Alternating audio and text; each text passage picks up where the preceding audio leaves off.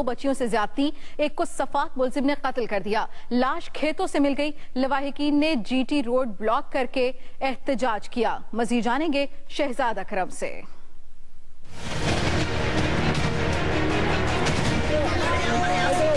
गुजरांवाला में 2 बच्चियों से ज्यादती और एक को कत्ल करने के अलमनाक वाकयात सामने आ गए। ये मुजाहिरीन जीटी रोड पर एमनाबाद के करीब सरापा एहतजाज हैं और कमसिन बच्ची की लाश सड़क पर रखी है। 2 रोज कबल 8 साला बच्ची घर से मूंगफली लेने गई लेकिन वापस ना लौटी।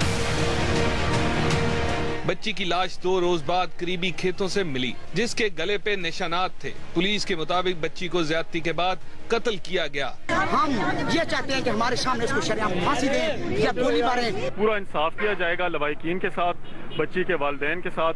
कानून के मुताबिक सख्त से सख्त सजा दी जाएगी मुजरिम को। दूसरा वाकया थाना कैंट के इलाका राहवाली में पेश आया। सफाक मुलजिम रियासत ने कमसिन बच्ची को ज्यादती का निशाना बना दिया।